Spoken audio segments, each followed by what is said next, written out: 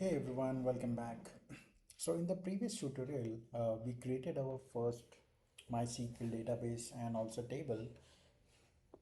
We created the database coffee shop, we created the table customers where we had couple of fields.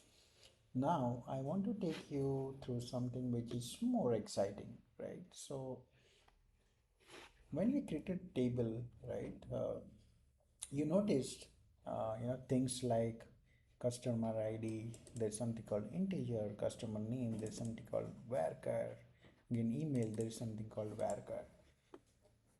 So we're going to cover this in this tutorial. So what exactly do this mean? These are called data types, and you can always refer through the you know, official page where there are thousands of types, in SQL. But I'm going to cover, what are the important ones you need to understand when you're a beginner. So let's get started. So data type tells MySQL what kind of value a column is allowed to store. So in our coffee shop, let's say, right, for every product, we will have something like an ID, name, price, quantity available, launch date, whether it's available, and let's say when the record was created. But all of these are in the same kind of data, right? Product name is kind of text, right? Price has decimal values. Stock again is a whole number. Launch date is date. That's exactly why we need data types. And SQL provides numeric, string, date, time, categories, and other types of data types. So if we talk about this int is used to store whole numbers. For example, customer IDs can be 1, 2, 3, 4. Similarly, if we have another field like product ID, that can be a series of product IDs, right? And similarly, if you want to store anything like stock quantity, again it will be an integer parameter, integer data type there, because again these are all whole numbers. So whenever you need to store normal, whole number, int is one of the most common choices in MySQL. And the other one pretty common is varchar, right? So now we are using it for name here, we're using it for email. We can also use it for product in this particular example. So varchar is used to store variable length text. So when I say variable, let's say here we are using customer name as a, and the data type is varchar 100. So 100 means we are allowing value to contain up to 100 characters.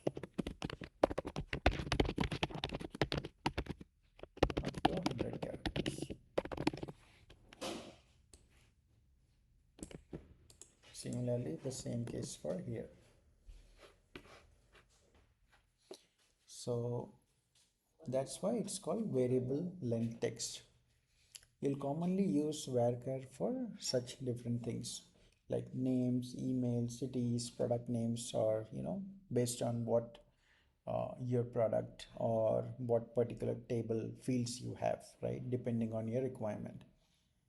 So MySQL, what it will do is it will define the length for string types as maximum length allowed for that particular column based on what value we enter. There is also another one called decimal data type. So coffee shop will also need something like product price, so could be 120.99, something like that, right? So in SQL we can use numeric values with defined number of decimal places.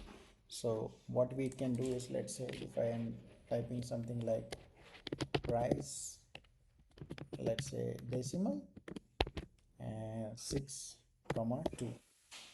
So this is the syntax. Now what the you will be thinking, what does this 2 number mean? So 6 means we can store 6 digits in total, and 2 means 2 of those digits can appear after the decimal point. So for example, it will be 1250.50, right? Another example could be 9999.99, something like that, right? This also fits. For prices and other values, we care about exact decimal value. So decimal is very useful there. So MySQL, also has an capability. It defines M as total precision and D as number of digits after the decimal point. Another important thing is the another data type what we are looking right now, it's date.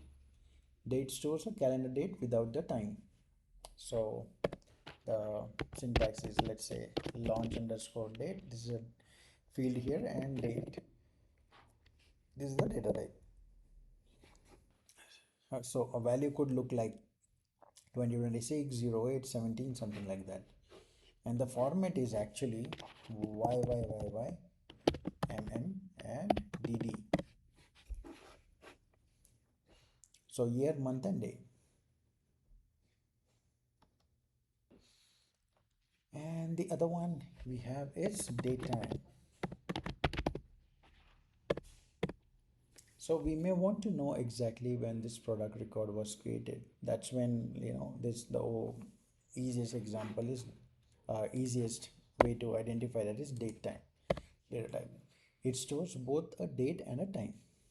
So let's say for an example, created underscore at something like date and time. And a value could look like date followed by respective time in, it will give us the date time for this. Other way, what we will cover is boolean. Now let's say we want to know whether coffee is currently available, so it's a yes or no question, right? So there is something called boolean data type here. So something which can do is available boolean, then that will define whether it's available or no. Either it's true if the product is available, or it will be false if it's not. So generally in the world, right, we know true and false, they both correspond to true is 1 and false is 0.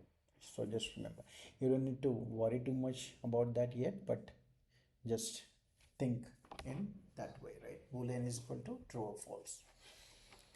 Now let's combine everything and create a coffee shop products table. So we're going to create a new table here, which is create table products. So let's do that. So I'm going to type create table products. Then we have product underscore ID, and this is int. Then I'm taking product underscore name, which is VARCHAR again, taking 100, followed by comma as always. Price, I'm taking decimal, 6 comma 2. Then I'm taking stock underscore quantity, again this will be int. Take launch date also. Launch date is DAT. Let's take that. Another field is available. It's boolean and created as. We are using a date time. And let's close this and let's create it. So if you see, create product is there, DSC products. So we can see all the fields, the data types here, right? Pretty awesome. So each value has, like, we have integer, we have text values, we have decimal, date, we have boolean yes or no, and date and time, right? Now when we describe, we see all our columns here, right? So along with the data type assigned to each one. This is a really good way to inspect the structure of the table. I always recommend you do that so you know if you're on a right track, you know, everything is going good. So a quick recap: integer stores whole numbers, varchar stores variable length, decimal stores exact decimal numbers, date stores date, date time stores date and time, and boolean represents true or false. This is These aren't like, you know, every data type available in SQL, MySQL. There are thousands more. When you go through documentation, whenever you get a chance, read about it. But before that, create this database, create the table, play around with all the data types, see how things work, and I will see you in the next one. Thank you.